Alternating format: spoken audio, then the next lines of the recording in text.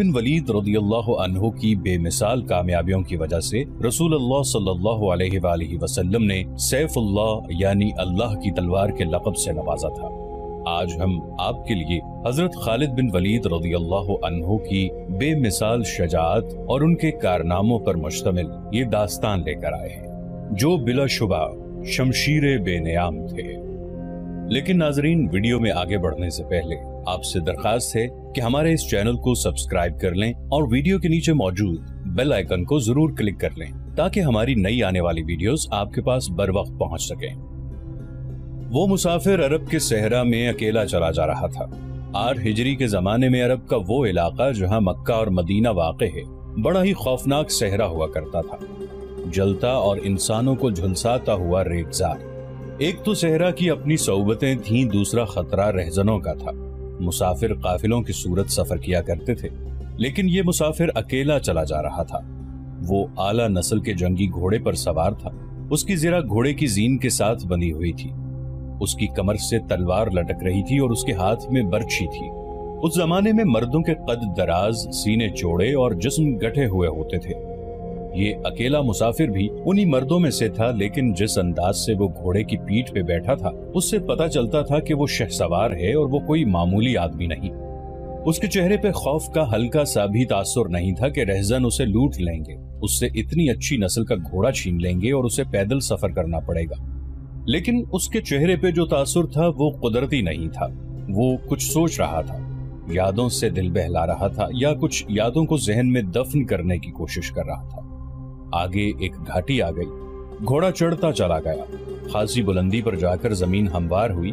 सवार ने घोड़ा रोककर उसे घुमाया और रकाबों पर खड़े होकर पीछे देखा। उसे मक्का नजर ना आया। मक्का उफक के नीचे चला गया था। अबू सुलेमान, उसे जैसे आवाज सुनाई दी हो, अब पीछे ना देखो, मक्का को जहन से उतार दो। तुम मर्दे मैदान हो, अपने आप को 2 हिस्सों में ना कटने दो। अपने फैसले पर कायम रहो, तुम्हारी मंजिल मदीना है। उसने मक्का की समत से निगाहें हटा ली, घोड़े का रुख मदीना की तरफ किया और बाग को हल्का सा झटका दिया। घोड़ा अपने सवार के इशारे समझता था। नपीतुली चाल चल पड़ा। सवार की उम्र 43 बरस, लेकिन वो अपनी उम्र से जवान लगता था। सुलेमान उसके बेटे का नाम था। उसके बाप का नाम अल वलीद था, लेकिन सवार ने खालिद बिन वलीद के बजाय अबू सुलेमान कहलाना ज्यादा पसंद किया। उसे मालूम न था कि तारीख उसे खालिद बिन वलीद के नाम से याद रखेगी और ये नाम इस्लाम की अस्करी रिवायात और जज्बे का दूसरा नाम बन जाएगा। मगर 43 बरस की उम्र में जब खालिद मदीना की तरफ जा रहा था, उस वक्त वो मुसलमान नहीं था। छोटी छोटी झड़पों के अलावा वो मुसलमानों के खिलाफ 2 बड़ी जंगें, जंगे ओहद और जंगे खंदक लड़ चुका था। जब रसूल करीम सल्लल्लाहु अलैहि वसल्लम पर 610 ईस्वी बरोज सोमवार पहली वही नाजिल हुई, उस वक्त खालिद की उम्र 24 साल थी। उस वक्त तक वो अपने कबीले बनु मखजूम की अस्करी कुव्वत का कायद बन चुका था। बनु मखजूम का शुमार कुरैश के चंद एक मुअज़्ज़ज़ खानदानों में होता था। कुरैश के अस्करी उमूर इसी खानदान के सुपुर्द थे। कुरैश खालिद के बाप अल वलीद के अहकाम और फैसले मानते थे। 24 बरस की उम्र में यह हैसियत खालिद को भी हासिल हो गई थी, मगर इस हैसियत को ठुकराकर खालिद अबू सुलेमान मदीने को जा रहा था। वो महसूस करता जैसे उसकी जात से कोई कुव्वत उसे पीछे को घसीट रही हो। जब वो इस कुव्वत के असर को महसूस करता तो उसकी गर्दन पीछे को मुड़ जाती, लेकिन उसकी अपनी जात से एक आवाज उठती, आगे देख खालिद, तू वलीद का बेटा तो है लेकिन वो मर गया है। अब तू सुलेमान का बाप है, वो जिंदा है। उसके जहन में 2 नाम अटक गए, मोहम्मद रसूलुल्लाह सल्लल्लाहु अलैहि वसल्लम जो एक नया दीन लेकर आए थे, और अल वलीद जो खालिद का बाप और आप सल्लल्लाहु अलैहि वसल्लम के नए दीन का बहुत बड़ा दुश्मन था। बाप ये दुश्मनी वर्षे के तौर पर खालिद के हवाले करके दुनिया से उठ गया था। खालिद के घोड़े ने पानी की मुश्क पर अपने आप ही रुख बदल लिया था। खालिद ने इधर उधर देखा, उसे गोल दायरे में खजूरों के दरख्त और सहरा के झाड़ी नुमा दरख्त नजर आए। घोड़ा उधर ही जा रहा था। नखलिस्तान में दाखिल होकर खालिद घोड़े से कूद गया। इमामा उतार कर वो पानी के किनारे दोजानो हो गया। उसने पानी चुल्लू भर भर कर अपने सर पर डाला और 2-4 छींटे मुंह पर फेंके। उसका घोड़ा पानी पी रहा था। खालिद ने उस चश्मे से पानी पिया जो सिर्फ इंसानों के इस्तेमाल के लिए था। ये एक छोटा सा जंगल था। خالد نے گھوڑے کی زین اتاری اور زین کے ساتھ بندی ہوئی چھوٹی سی ایک دری کھول کر جھاڑی نما درختوں کے جھنڈ تلے بچھائی اور لیٹ گیا۔ وہ تھک گیا تھا، تھوڑی دیر کے لیے سو جانا چاہتا تھا، مگر اس کے ذہن میں یادوں کا جو قافلہ چل پڑا تھا وہ اسے سونے نہیں دے رہا تھا۔ اسے 7 سال پہلے کا ایک دن یاد آیا جب اس کی عزیزوں نے محمد رسول اللہ صلی اللہ علیہ وآلہ وسلم کو قتل کرنے کا منصوبہ بنایا تھا۔ اس منصوبے میں خالد کا باپ الولید پیش تھا۔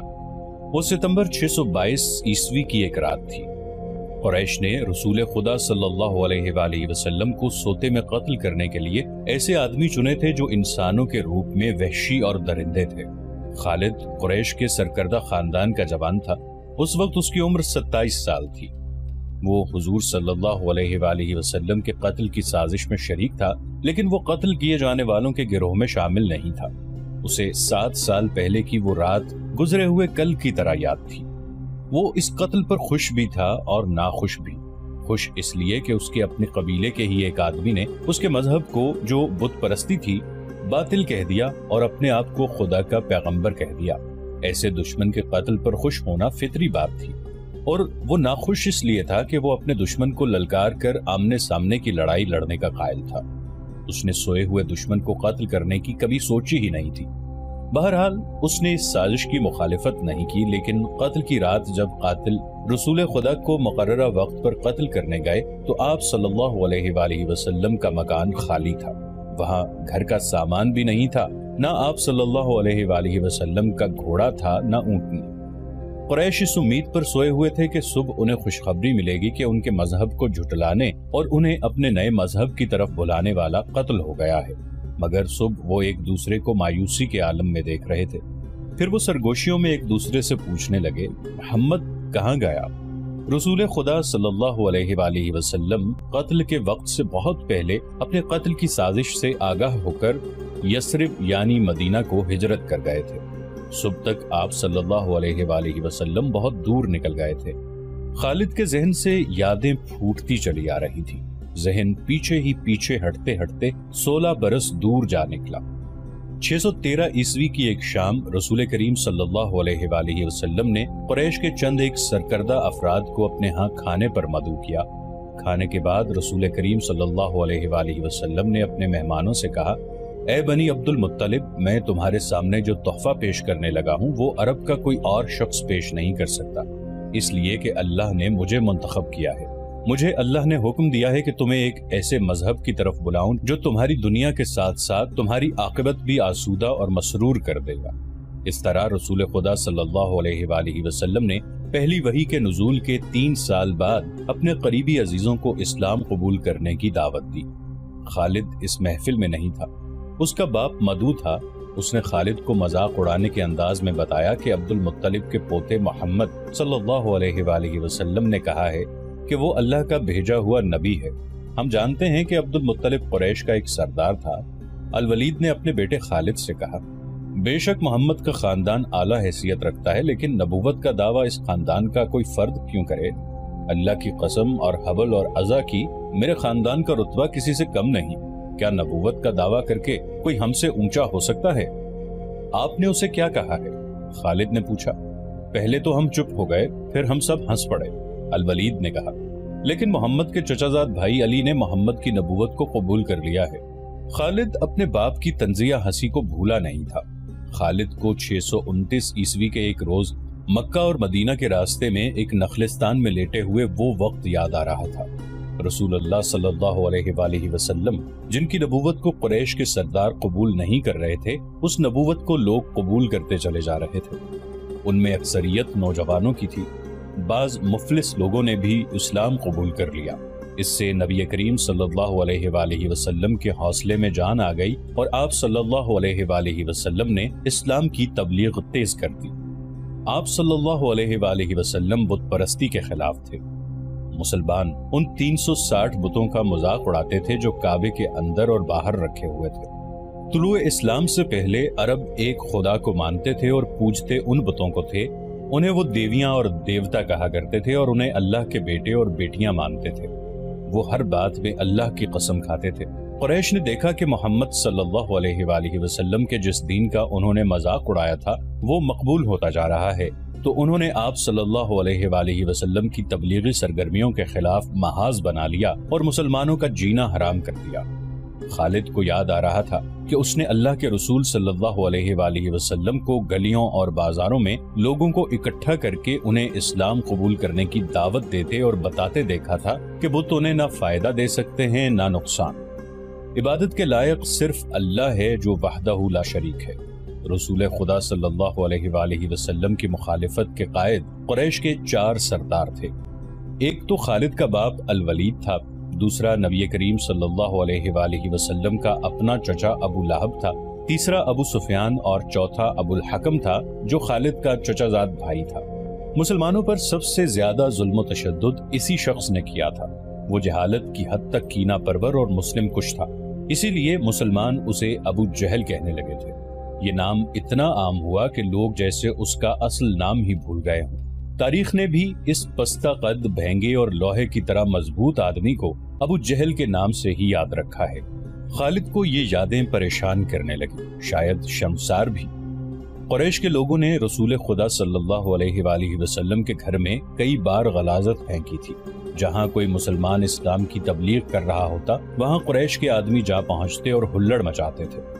بد اخلاق اور دھدکارے ہوئے آدمیوں کو رسول خدا صلی اللہ علیہ وآلہ وسلم کو پریشان کرتے رہنے کے کام پر لگا دیا گیا تھا۔ خالد کو یہ اطمینان ضرور تھا کہ اس کے باپ نے محمد صلی اللہ علیہ وآلہ وسلم کے خلاف ایسی کوئی گھٹیا حرکت نہیں کی تھی۔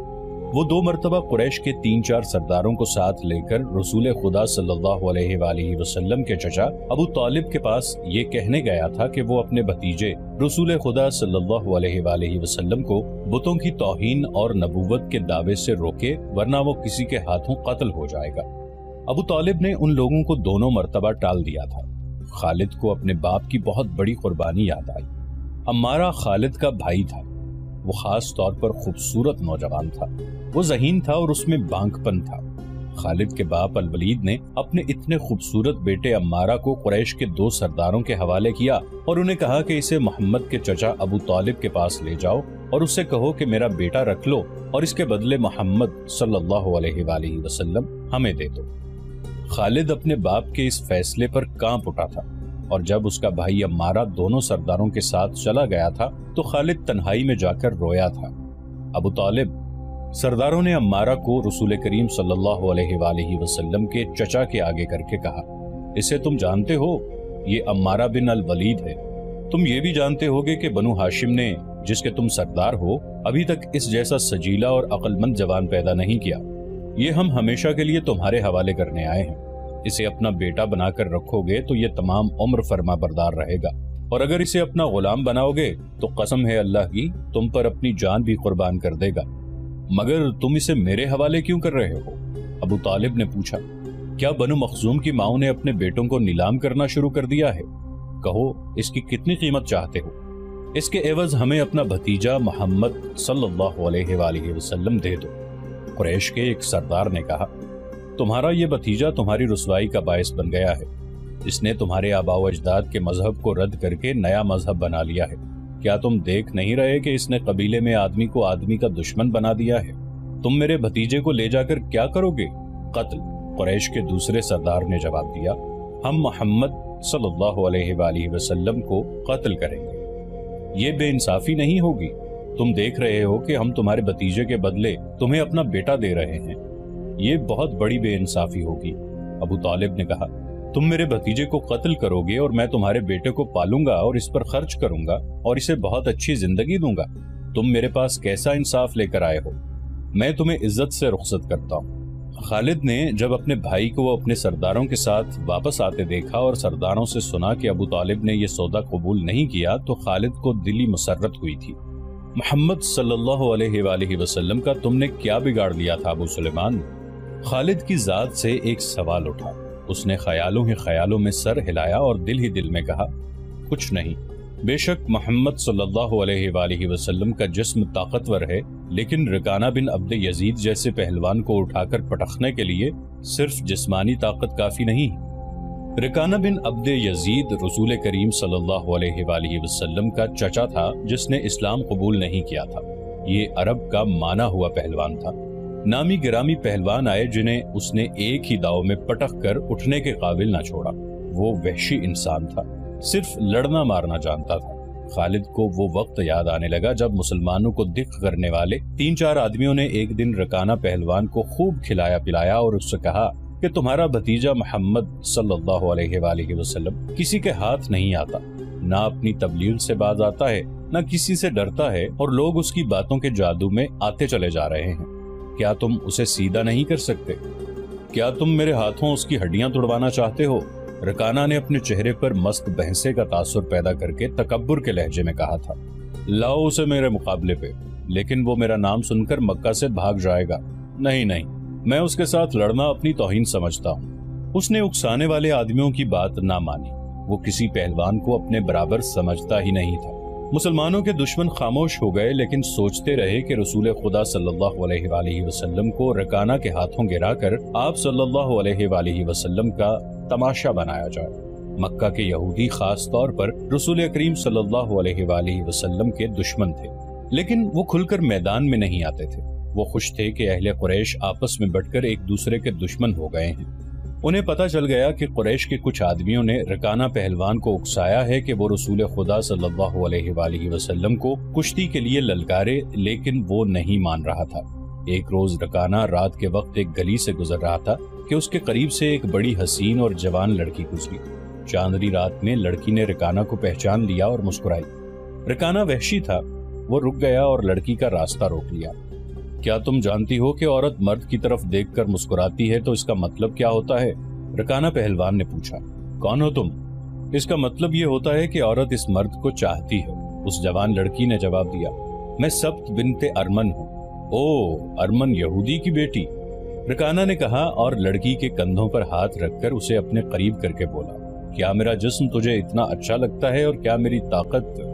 तुम्हारी ताकत ने मुझे मायूस कर दिया है। सब्त ने पीछे हटते हुए कहा। तुम अपने भतीजे मोहम्मद से डरते हो? कौन कहता है? रकाना ने गरज कर पूछा। सब कहते हैं, सब्त ने कहा।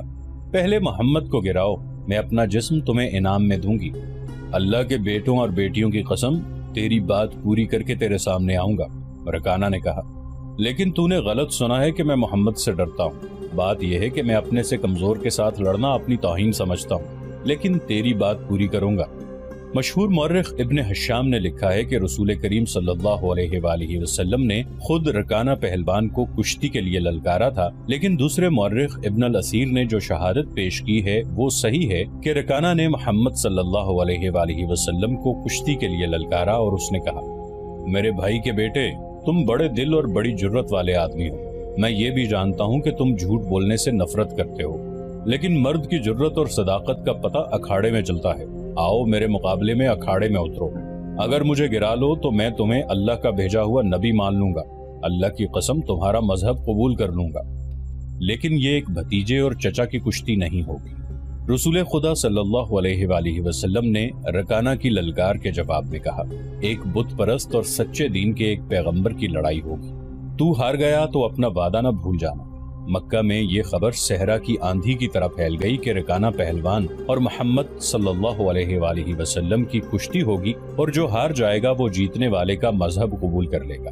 कुरैश का बच्चा बच्चा, मर्दो जन और यहूदी हुजूम करके आ गए। मुसलमानों की तादाद बहुत थोड़ी थी। वो तलवारों और बर्छियों से मुसल्ला होकर आए, क्योंकि उन्हें खतरा महसूस हो रहा था कि कुरैश कुश्ती को बहाना बनाकर रसूल खुदा सल्लल्लाहु अलैहि वसल्लम को कत्ल कर देंगे। अरब का सबसे ज्यादा ताकतवर और वहशी पहलवान रकाना बिन अब्द यजीद रसूल करीम सल्लल्लाहु अलैहि वसल्लम के मुकाबले पे उतरा। उसने रसूल खुदा सल्लल्लाहु अलैहि वसल्लम पर तंजिया नजर डाली और आप सल्लल्लाहु अलैहि वसल्लम पर फपती कसी। आप सल्लल्लाहु अलैहि वसल्लम मुकम्मल खामोशी और इत्मीनान से रकाना की आंखों में आंखें डालकर देखते रहे कि वो बेखबरी में कोई दाव न खेल जाए। रकाना आप सल्लल्लाहु अलैहि वसल्लम के इर्द गिर्द यूं घूमा जैसे शेर अपने शिकार के इर्द गिर्द घूम गया हो और अब उसे खा जाएगा।